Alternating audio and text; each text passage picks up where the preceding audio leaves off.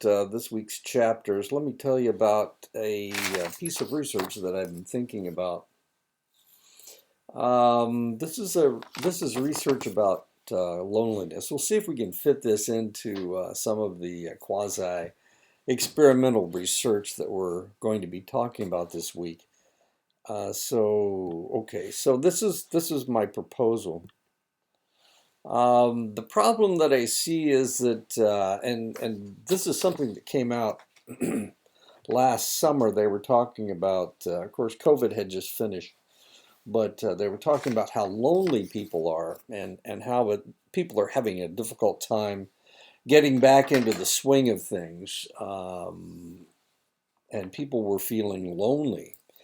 So I was thinking, well, maybe we need to do research about loneliness. The problem, of course, is that people are feeling more lonely now since the COVID-19 pandemic, of course, lasted between 2020 and 2022. The educational structure didn't change until 2023,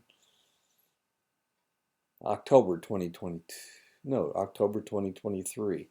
So the problem is the loneliness, and the unit of the measurement. Unit of measurement is loneliness. We're going to see if we can find a scale that fits. Loneliness will be measured with the 20-item loneliness scale. This is out of UCLA. The hypothesis is that since the 2020-2022 pandemic, people are feeling more lonely. And the null hypothesis, of course, is the negative of that. People aren't feeling any more lonely than they were before.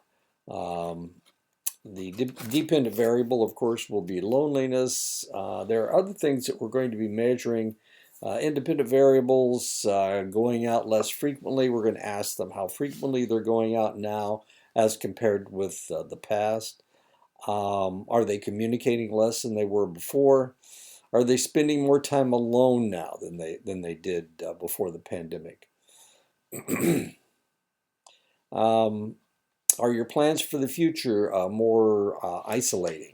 And of course, this all was in some research that other individuals have done, looking at, especially among males, looking at people after the pandemic. I don't see any problems with ethics, asking people about how lonely they are. I can't think of any anyway. So my idea is that we will have the data collection we'll create two surveys, one about before COVID and the other presently. We'll ask them questions about the present time. We'll ask them. My plan is to send out three surveys, two surveys at different times, so people will agree to take this. And the first survey that I'll turn out will be talking about 2019. How often did you go out with friends? How many times a week? How many times did you text friends in a day?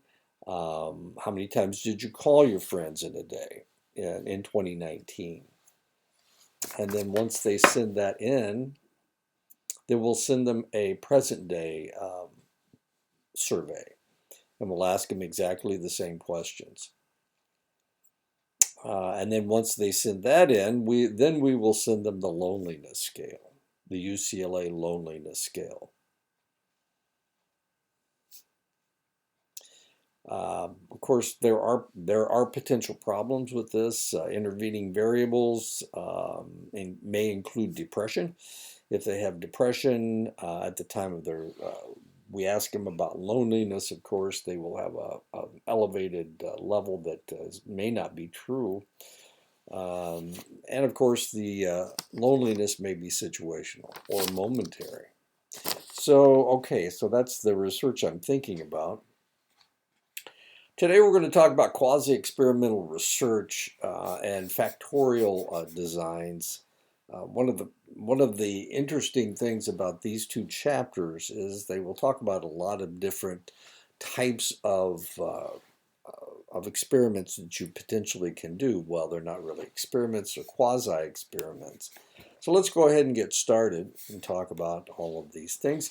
In a one-group post-test only design, so you've only got one group, you don't have a control group.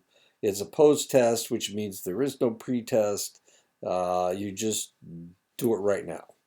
A treatment is implemented or an independent variable is manipulated, and then a dependent variable is measured once after the treatment is implemented. And of course, that's what most experiments are. This is the weakest type of quasi-experimental design, the one-group post-test only design. A major limitation to this design, of course, is the lack of a control or comparison group. Despite this major limitation, results from this design are frequently reported in the media and are often misinterpreted by the general population. All they have done is the one test, the post-test. If there is no comparison group, then a statistic means very little to nothing. So if you're not comparing them to the past, you're not comparing them to a control group now, then how can you possibly say anything about this group, about this research? In a one-group pre-test, post-test design, the dependent variable is measured once before the treatment is implemented and once after it is implemented. The pre-test, post-test design is much like a within-subjects experiment in which each participant is tested first under the control condition and then under the treatment condition.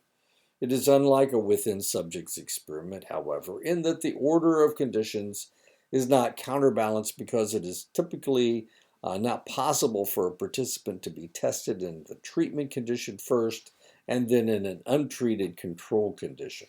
And of course, so they become their own controls. Within a within-subjects experiment, they become their own control because you're testing them twice.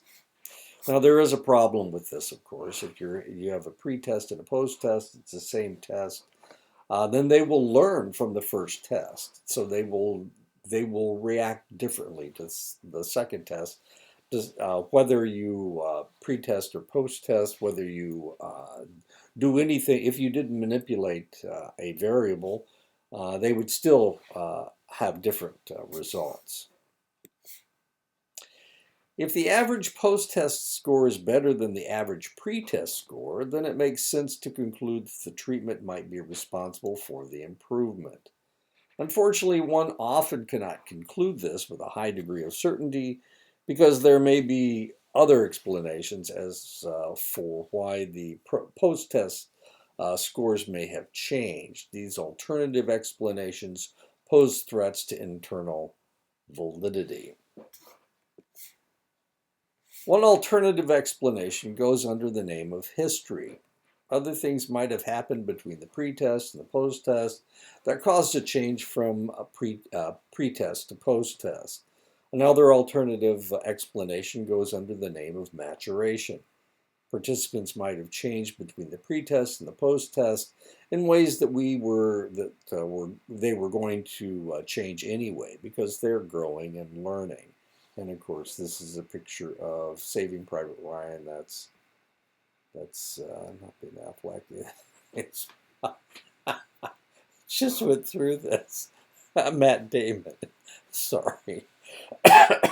Matt Damon in Saving Private Ryan. This is him during World War II, and this is him now, I guess, or that's the idea anyway. There you go. That's what Matt Damon's going to look like when he gets really old. Another threat to the internal validity of one group pre-test, post-test design is testing, which refers to when the act of measuring the dependent variable during the pre-test affects participants' responses at post-test. And this is what I was talking about before. So whether you do anything to the individual, giving them the same test twice, they're going to do better the second time than they did the first time. Similarly, instrumentation can be a threat to the internal validity of studies using this design. Instrumentation refers to when the basic characteristics of the measuring instrument change over time, and they will because, well, sometimes they will. The researcher may potentially change. A human observer are used to measure behavior that may over time gain skill, become fatigued, or change the standards on which observations are based.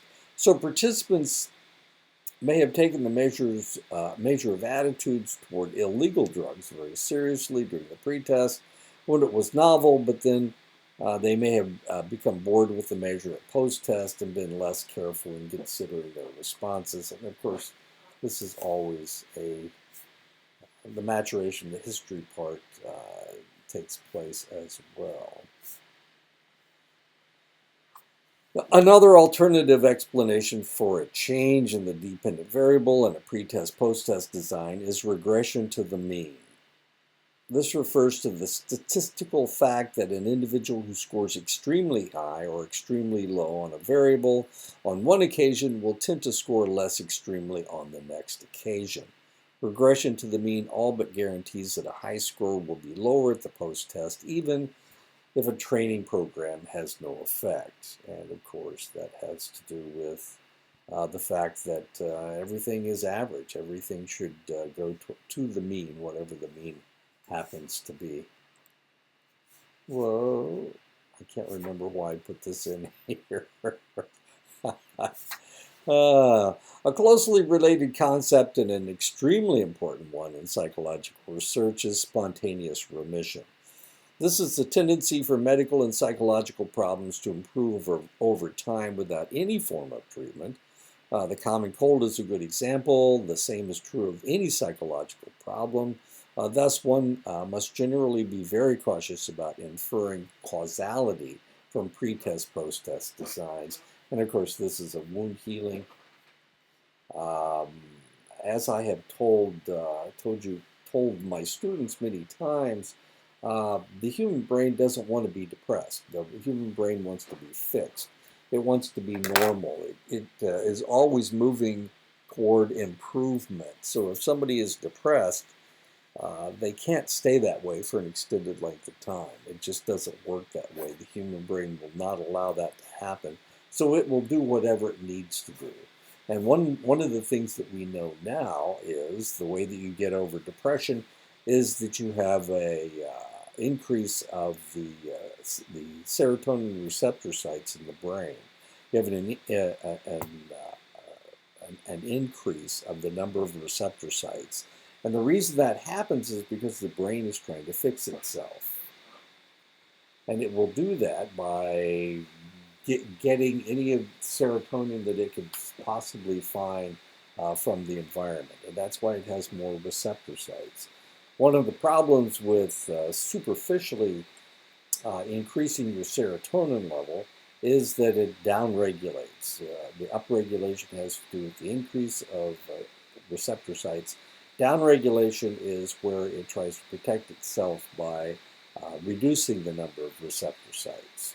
So if you take ecstasy, for example, ecstasy is this massive stimulation of serotonin. That's why people feel differently when they're taking ecstasy.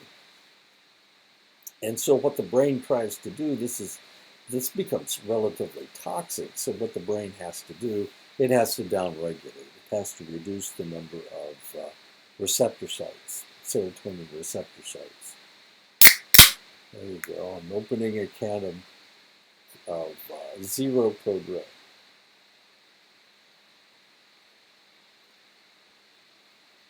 It has to protect itself. And that's the way it does. And that's one of the reasons why during a rave, everybody's so they're so happy. After a rave, after the ecstasy wears off, now all of a sudden you can't be happy anymore. Same thing happens with marijuana. It increases the dopamine the anandamide. And it forces your brain to downregulate. So whereas before everything's so interesting when you're stoned, and then when you're not smoking marijuana, of course everything's boring. I mean, even exciting things are boring, and that's because the brain is trying to regulate itself. It's trying to fix itself. It's known as spontaneous remission.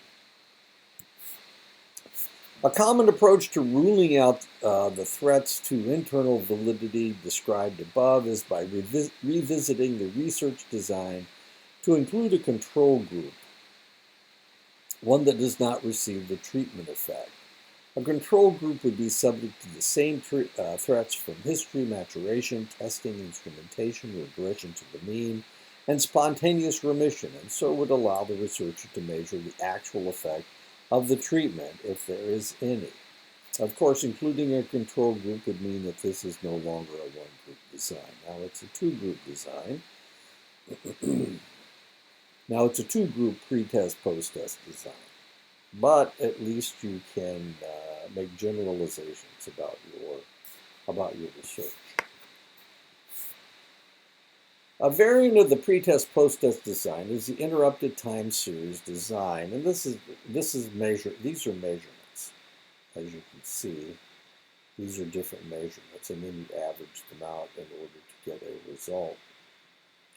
But you have numerous times that you are measuring whatever it is that you're measuring. In this case, it's number of problem events. Time series is a set of measurements taken at intervals over a period of time. The interrupted time series design is like a pretest post-test design in that it includes measurements of the dependent variable both before and after the treatment. It is unlike the pretest post-test design, however, in that it includes multiple pretest and post-test measurements. And that's what we're talking about. And here's where the treatment was given, and as you can see, things have changed drastically. When participants in a between subjects experiment are randomly assigned to conditions, the resulting groups are likely to be quite similar. Researchers consider them to be equivalent. When participants are not randomly assigned to conditions, the resulting groups are likely to be dissimilar in some ways. Researchers consider them to be non-equivalent. A non-equivalent group's design is a between subjects design in which participants have not been randomly assigned to conditions, and that's why they're non-equivalent. If they had been randomly assigned, then they would be equivalent. They would be similar. It would be assumed that they were equivalent. In the post-test only non-equivalent groups design, the participants in one group are exposed to a treatment, a non-equivalent group is not exposed to the treatment, and then the two groups are compared. This design would be a non-equivalent groups design because the subjects are not randomly assigned to treatment by the researcher, which means there could be important differences between them, and that's okay because it's a non-equivalent groups design. Researchers using a post-test only non-equivalent groups design can take steps to ensure that their groups are as similar as possible. Taking such steps would increase the internal validity of the study because it would eliminate some of the most important confounding variables. But without true random assignment of the subjects to the conditions, there remains the possibility of other important confounding variables that the researcher was not able to control. And of course, in most of psychological research, unless you're doing it in a laboratory, there's lots of things you can't control. Another way to improve upon the post-test only non-equivalent groups design is to add a pretest. In the pretest post-test non-equivalent groups design, there is a treatment group that is given a pretest, receives a treatment, and then is given a post-test. But at the same time, there is a non-equivalent control group that is given a pretest, does not receive the treatment, and then is given a post-test. The question then is not simply whether participants who receive treatment improve, but whether they improve more than participants who do not receive the treatment. Remember the Hawthorne effect. Anytime you change something, the people will see that they're being watched, and they will change their behavior. That's the Hawthorne effect. Well, that's the same situation. We need to find out if these people are going to improve or not. It's like any other, it's like any psychological problem. You can't maintain a psychological problem for an extended length of time. You will, everything will change. And the reason is because, like I said before, the human brain does not want to be in pain. It doesn't want to be depressed. It wants to be normal. It's seeking normality is what it's doing. So the brain will always downregulate or upregulate to control whatever the situation is. One way to improve upon the interrupted time series design is to add a control group. The interrupted time series design with non-equivalent groups involves taking a set of measurements at intervals over a period of time, both before and after an intervention of interest in two or more non-equivalent groups. And this is examples. This is two groups, I guess yeah, two groups. The X's and the squares. Oh, this is a diamond. So it's three groups.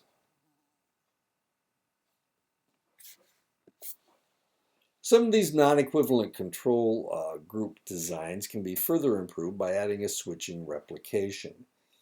Using a pretest post-test design with switching replication design, non-equivalent groups are administered to pretest the dependent variable. Then one group receives a treatment while a non-equivalent control group does not receive a treatment. The dependent variable is assessed again, and then the treatment is added to the control group. And finally, the dependent variable is assessed one last time. Now, why are we talking about all these things? It sounds like we're dealing with drugs. And the answer is because these are our experiments. Will you ever be doing these types of experiments? Probably not. Probably not because, well, I don't know. Maybe if you're, I've done these types of experiments, and the reason I've done them is because I was working in medicine, and we were trying out different tests. I remember one year we were trying to determine if flu tests were accurate. As a matter of fact, this is before there were any flu tests that were out, and we were actually testing there were four of them, and we were testing all four of them. So what we did, we would get a good specimen. And what is a good specimen? A good specimen was mucus. So we got a good specimen of mucus, and we tested it. We tested it with all four of those, and then we sent the specimen out to determine if that specimen actually was type A or type B. Um, it flew because every year it's 30% A and 70% B or 50-50 or whatever. But we were sending them out to the state laboratory to find out if they actually had the flu or not, and they would tell us, and then we would compare the results that we got with our quick test, and to determine if these tests were any good. And we were hitting one of them. We hit about 95% that I remember. They were all somewhere between 75 and 95%. So some of them were good. Anyway, that's why we're talking about these things. Are we talking about medicine? We're talking about, of course, you guys aren't going to be doing, unless you're a nurse or a doctor or a lab tech, you're not going to be doing this type of research. But we need to talk about it so that you understand how they are structured, and how this is part of research. The vast majority of these things that we're talking about, you'll never even see. But you need to understand how they work. And that's why psychology is considered a science. Now, it's considered a soft science because there are no absolutes. Things change over time. People change. People evolve. Maybe we're getting more lonely. We won't talk about sperm counts going down, but yeah, loneliness is, that's an emotion. Um, Once upon a time, we were having problems with too many people on Earth. People were having families of 5, 6, 7, 8 children, and now there are countries where they're not reproducing themselves. One of them is South Korea. What's going on in South Korea? Why is their birth rate so low? And another one is Italy, strangely enough. Catholic country. That's where Rome is, of course. It's the capital of Rome, of Italy, but the Vatican is in Rome, and you would think that Catholics are supposed to reproduce, but here we have a country that's almost exclusively Catholic, and they have a low birth rate. Why am I talking about this? Why am I talking about this? Because we are talking about some of the medical experiments that need to be done. So you need to understand that these tests do exist. Now the problem is going to be when I have to come up with a quiz for this, not only this chapter but also the next chapter, and you're going to see that. Well, I don't know. I don't know. We'll see what happens. Okay, so we're talking about switching replication and treatment and removal design. Um, so actually, they're switching which group is getting the treatment is what they're doing. In a basic pretest post-test design with switching replication, the first group receives a treatment and the second group receives the same treatment a little bit later, while the initial group continues to receive the treatment. In contrast, in a switching replication with treatment removal design, the treatment is removed from the first group when it is added to the second group, demonstrating a treatment effect in two groups staggered over time and demonstrating the reversal of the treatment effect after the treatment has been removed can provide strong evidence for the efficacy of the treatment. And of course, we are talking about, once again, we're talking about medicine more than we are talking about, well, we could be talking about psychological treatment of one kind or another, maybe, I don't know, medication or something. In addition to providing evidence for the replicability of the findings, this design can also provide evidence for whether the treatment continues to show effects after it has been withdrawn. There we go. Okay, I knew we were getting into factorial designs. Chapter 9. It is common for studies in psychology to include multiple levels of a single independent variable, the placebo, new drug, old drug, and it is also common for them to include multiple independent variables. What were my independent variables? For my loneliness scale, the dependent variable is loneliness, measured by the survey, the UCLA loneliness scale. The independent variables were going out less frequently, communicating less, spending more time alone, and plans for the future. And this is from the second survey that we're going to be giving them. We need to understand not only if they're feeling lonely, but if they're actually acting lonely. What's causing their loneliness? Is it the fact that they're going out less frequently, the fact that they're communicating less, the fact that they're spending more time alone, and whether they are thinking about the future as being isolated more than they were before? Including multiple levels of a single independent variable allows a researcher to answer more sophisticated research questions, and so does include multiple independent variables in the same experiment. The most common approach to including multiple independent variables, which are often called factors in an experiment, is the factorial design. In a factorial design, each level of one independent variable is combined with each level of others to produce all possible combinations. The 2 times 2 factorial design calls for randomizing each participant to treatment A or B to address one question and further assignment at random within each group to treatment C or D to examine a second issue, permitting the simultaneous test of two different hypotheses.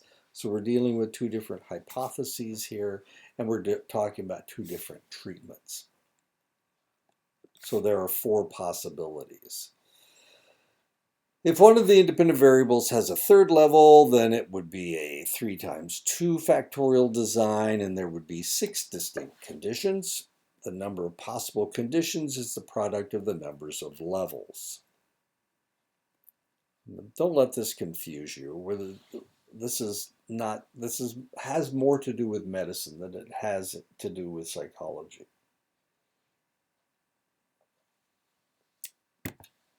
But you need to understand how research works. That's why we're going over these things. The number of possible conditions is the product of the numbers of levels. A 2 times 2 factorial design has 4 conditions. A 3 times 2 factorial design has 6 conditions. A 4 times 5 factorial design would have 20 conditions, and so on. Each number in the notation represents one factor, one independent variable. So by looking at how many numbers are in the notation, you can determine how many independent variables there are in the experiment. 2 times 2, 3 times 3, and 2 times 3 designs all have 2 numbers in the notation, and therefore all have 2 independent variables. The numerical value of each of the numbers represents the number of levels of each independent variable. A 2 means that the independent variable has 2 levels. A 3 means that the independent variable has 3 levels. A 4 means that it has 4 levels, etc. To illustrate, a 3 times 3 design has 2 independent variables, each with 3 levels, while a 2 times 2 times 2 design has 3 independent variables, each with 2 levels. A good example of this would be you're taking, what medication do I want you to take? You're taking aspirin, and you decide, well, I don't want to. Aspirin sometimes thins your blood out, so I don't want to take too much of it. So I'm going to start out at 50 milligrams. I think it comes in milligrams. 50 milligrams, and if that doesn't work, then I'm going to start taking 2 of them at the same time. So I'll take 100 milligrams. And if that doesn't work, then I'm going to take 150 milligrams. Those are the levels that we're talking about. It's that type of a situation.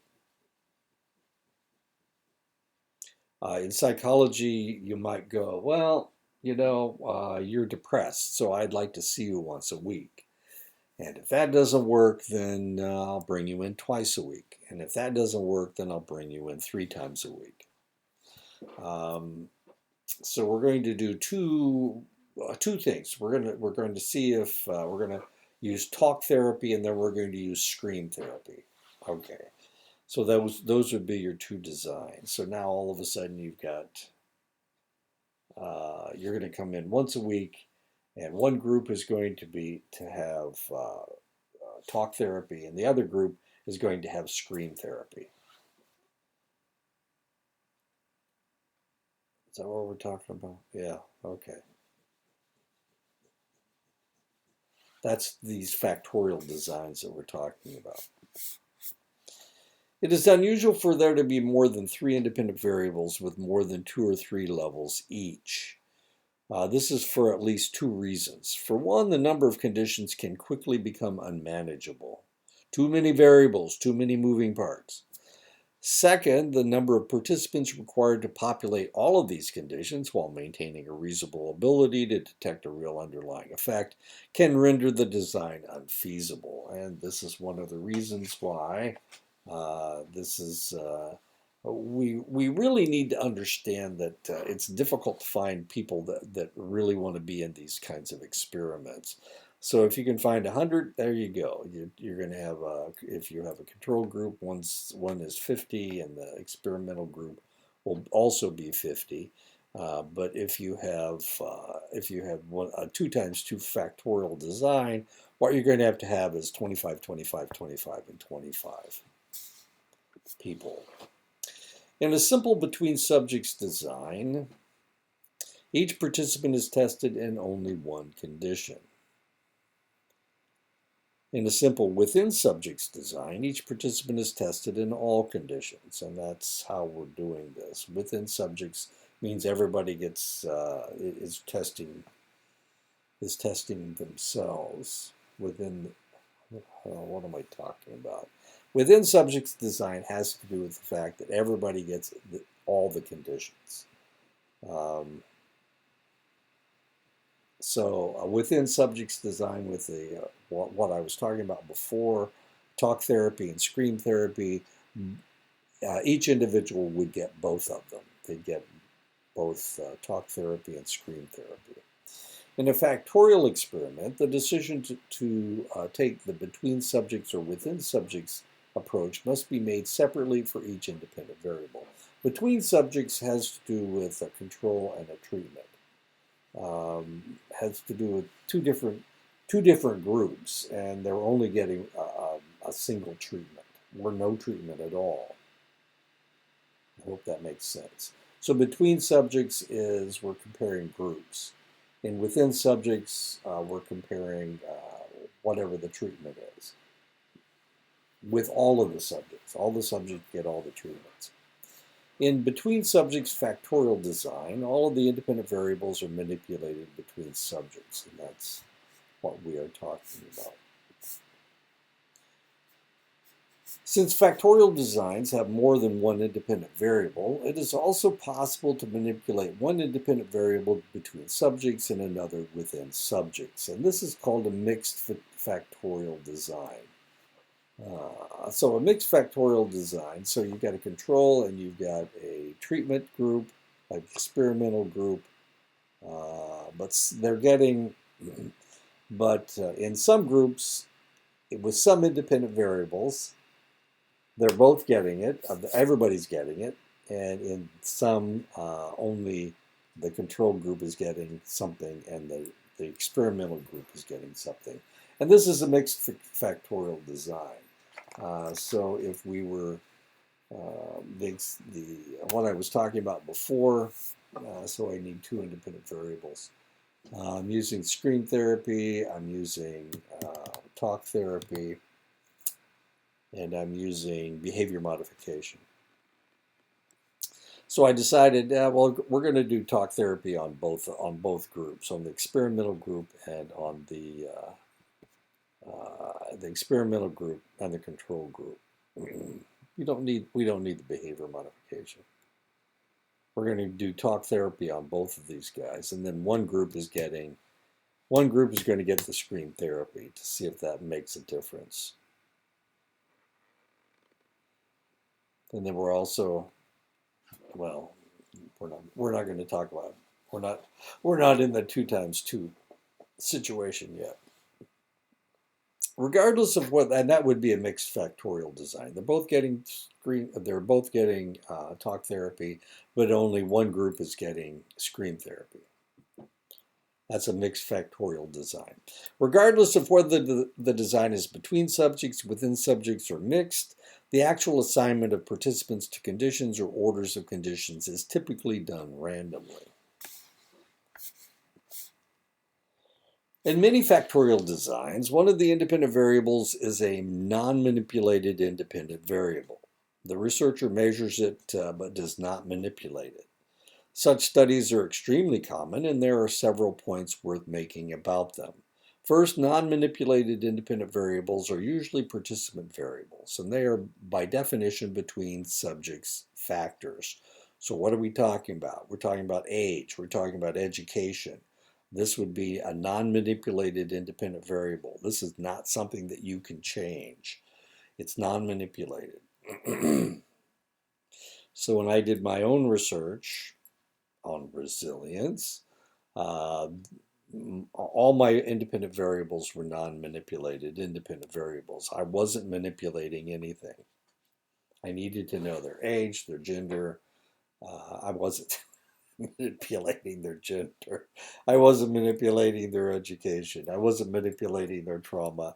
And I wasn't manipulating their level of cultural awareness. These are all non-manipulated independent variables. Um, and of course, resilience is what we were measuring. That was a dependent variable. Second, such studies are generally considered to be experiments as long as at least one independent variable is manipulated. Therefore, since it needed to be manipulated to be an experiment, I wasn't doing an experiment. I was doing a quasi-experiment. Um, Third, it is important to remember that causal conclusions can only be drawn about the manipulated independent variable. And of course, since I had no manipulated independent variables, I can't really talk about causal conclusions. There were no causal conclusions. It was a significant factor. And there were two. Well, actually, there was only one. One significant factor, and that was cultural awareness um, affects resilience. The others didn't affect resilience. Of course, trauma was supposed to affect resilience, but it didn't in this case. Age, gender, and education didn't have any. There was nothing significant about those three things on resilience. We have seen the factorial experiments can include manipulated independent variables or a combination of manipulated and non-manipulated independent variables. But factorial designs can also include only non-manipulated independent variables. That's what I was doing, in which case they are no longer experiments, but are instead non-experimental in nature or quasi-experimental. And that's what my research was. It was quasi-experimental. The results of factorial experiments with two independent variables can be graphed by representing one independent variable on the x-axis and representing the other by using different colored bars or lines. The y-axis is always reserved for the dependent variable. X and y-axis. This is the y-axis. This is the x-axis. And of course, in my own research, I did look at these things, and I did graph them out as far as my 5 variables were concerned.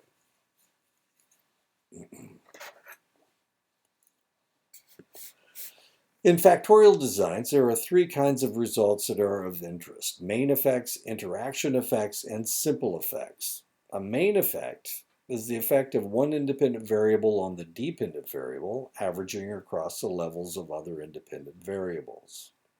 Thus, there is one main effect to consider for each independent variable in the study. How did it affect the dependent variable? There is an interaction effect, or just interaction, when the effect of one independent variable depends on the level of another. And of course, that didn't have anything to do with my resilience research. But I have a feeling if I did this loneliness research, going out frequently and communicating might have a effect on going out frequently. The effect of one independent variable can depend on the level of the other in several different ways. First, there can be spreading interactions. For spreading interactions, there is an effect of one independent variable at one level of the other independent variable, and there is either a weak effect or no effect of that independent variable at the other level of the other independent variable. And I guess the more you communicate with your friends, the more likely you are to go out. So that would be a spreading interaction. However, the second type of interaction can be found is a crossover interaction. Crossover interactions often indicate that a factor has one kind of effect on one condition and the opposite effect in another condition. They did research with caffeine, but let me talk about my loneliness research. So the more you go out, the less time you're spending alone. And probably the less time, the less isolated you're thinking about yourself in the future. Huh, okay, that would be a crossover effect. But the caffeine experiment was really kind of interesting. They gave caffeine to introverts and extroverts, and then they put them in a social situation to see whether they talked more. And the idea was that if you gave an introvert a caffeine, then they would talk more. And if you gave extroverts caffeine, they would talk exactly the same amount they would otherwise. But that's not what happened. When they gave caffeine to the introverts, they talked less. When they gave caffeine to the extroverts, they talked more. So as you can see, it's a crossover effect. Simple effects are a way of breaking down the interaction to figure out precisely what is going on. An interaction simply informs us that the effects of at least one independent variable depend on the level of another independent variable. Whenever an interaction is detected, researchers need to conduct additional analyses to determine where the interaction is coming from. Of course, one may be able to visualize and interpret the interaction on a graph, but a simple effects analysis provides researchers with a more sophisticated means of breaking down the interaction. Specifically, a simple effects analysis allows researchers to determine the effects of each independent variable at each level of the other independent variable. Examining simple effects provides a means of breaking down the interaction, and therefore it is only necessary to conduct these analyses when an interaction is present. When there is no interaction, then the main effects will tell the complete and accurate story. Rather than averaging across the levels of other independent variables, as is done in main effects analysis, simple effects analysis are used to examine the effects of each independent variable at each level of the other independent variable or variables. So a researcher using a 2 times 2 design with 4 conditions would need to look at 2 main effects and 4 simple effects.